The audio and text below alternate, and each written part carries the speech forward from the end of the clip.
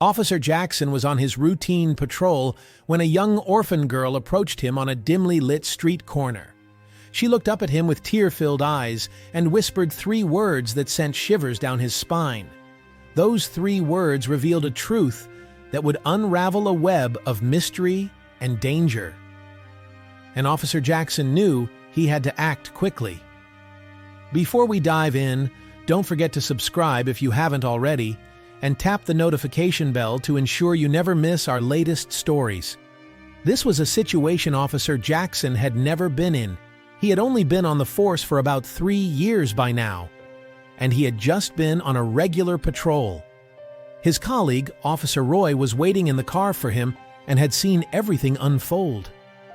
She had already made her way over to Jackson and the little girl and told them that she would quickly scout the area to see if she could determine where this girl had come from. Maybe her parents were also still around here somewhere and the girl was just lost. All the while, Officer Jackson stayed with the girl. It was clear to him that she trusted him, and he was not about to betray that trust in any way.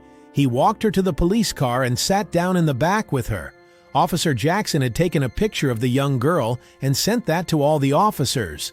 They were starting to go door to door with it and asking everybody who opened up for them if they knew her or if they had ever seen her before.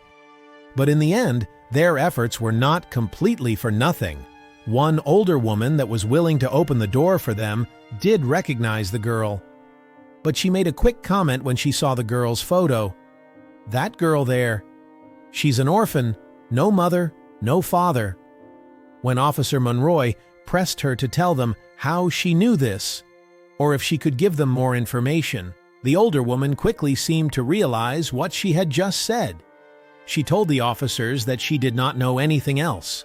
The longer Monroy tried to talk to her, the more stressed she seemed to become, until the woman slammed the door in her face. Officer Mulroy knew that if she wanted to get more information out of this woman, she would either have to arrest her or get a search warrant to go through the house. For now, their search had come to an end, and even though they had some information, they still had no ideas where this girl came from. Because even if the old woman was right and she was in fact an orphan, then where had she been all this time? She had to have been living somewhere. If she lived on the street, she would have been noticed a while ago who had taken care of her defeated officer. Mulroy reported back to Jackson, who was still waiting with a young girl in the back seat of the police car. The next step was to take her to the police station and work it out from there. On the ride back to the police station, the 2 officers discussed what would be their best course of action. Of course, they would need to put out a citywide message that they had found this girl and that her caretaker needed to report to the station immediately. But what if that did not work? Would they just have to hand her over to foster care after their car ride back? Officer Jackson and Monroy quickly set into motion a citywide alert, releasing the orphan girl's picture across various platforms. As the image circulated throughout the city, calls began flooding the police station, each one a potential lead that could unravel the mystery of the girl's identity. Yet many seemed to lead only into deeper confusion.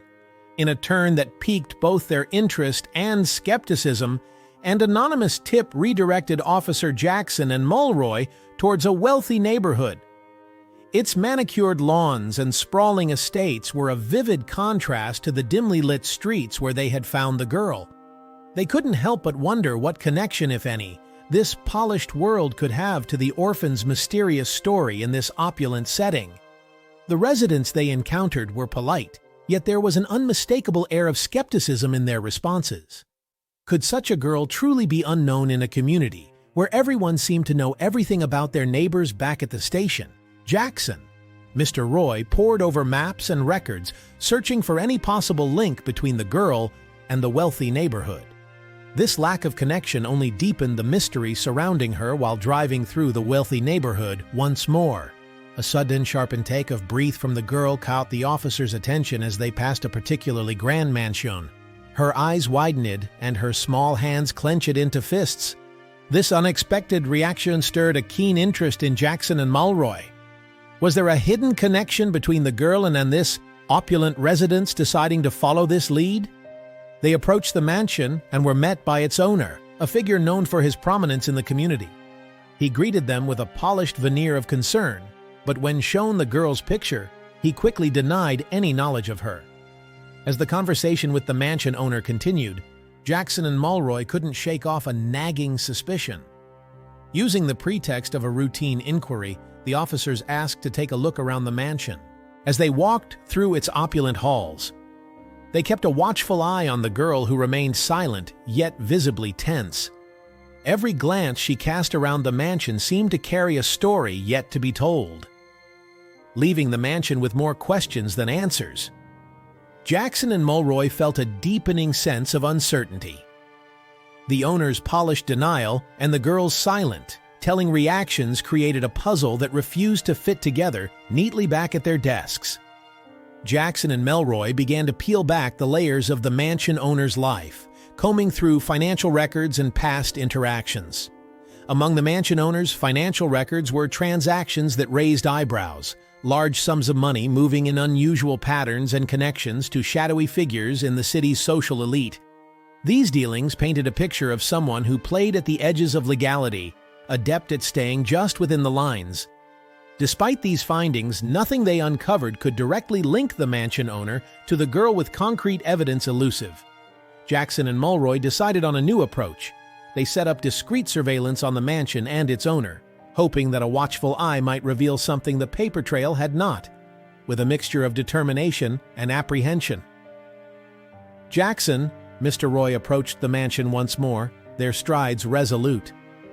Inside the mansion, the atmosphere crackled with an electric charge as the officers pointed probing questions at the owner. They watched keen-eyed as his polished facade began to show cracks, his responses shifting from smooth assurances to defensive retorts. Amidst the heated exchange, the girl who had been a silent shadow by the officer's side suddenly showed signs of overwhelming distress. In a moment as fragile as it was unexpected, the girl's voice, long silent peers of the teen say air. Her words "there are others" were soft, yet carried the weight of 1,000 unspoken horrors. This revelation, simple yet chilling, hung in the room, a specter that instantly shifted the narrative of the investigation, with a mixture of shock and determination. They detained the mansion owner, his earlier composure now replaced by a look of disbelief, as they escorted him from his opulent surroundings. The officers knew they were stepping into a potentially deep and troubling part of the investigation. Recognizing the gravity of the girl's statement, a comprehensive search of the property was quickly organized.